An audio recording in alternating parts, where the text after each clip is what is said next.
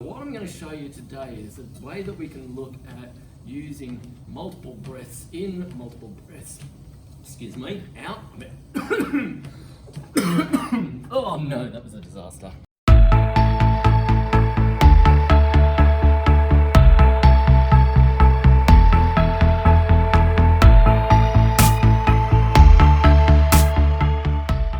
G'day everyone, it's Coach Andy from North Shore Running and Fitness Group here.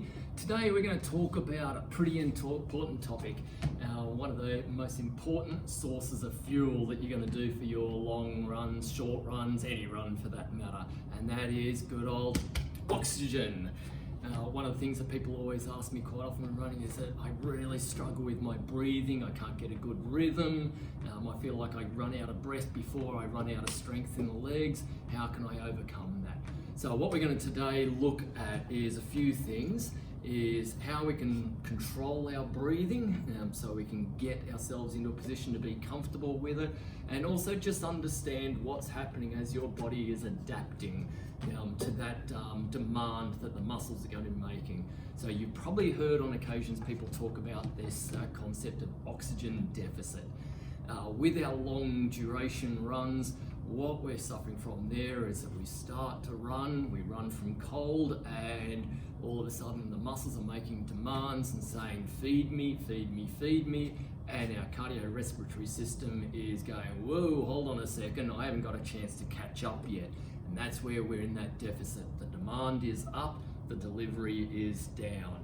So we have a few methods that we use to overcome that, and we go through those quite often when we do our running. First and most important thing we look at is a good old warm-up routine. We make sure that the body is not just going from a standing start. You think about if we get out of bed in the morning, and if you got out of bed and you threw the running shoes on and took off down the road at your maximum pace, you're gonna be suffering a bit. So what we're doing is just building ourselves up through a good warm-up routine, which, as my regular runners know, we have a standard routine that we follow for that. The next thing that I say to a lot of people is, don't go out too hard. One thing that you want to do is you want to be able to sort of say, here's the demand, here's the delivery, let's decrease the demand so that way it gives the delivery system a chance to play catch up. This is the point that we're looking for, that we want to get to. This is the beginning. This is when we're getting to a point where we go, okay, we're in our happy place and we can run and we can run and we can run. You've also heard a lot of probably people talk about oxygen debt. That's more of a short-term issue where once we've finished our exercise, we stop and we're then playing catch-up, and we're trying to put back into the system what that exertion has taken out. What we're focusing on today is getting from that deficit phase into our equilibrium.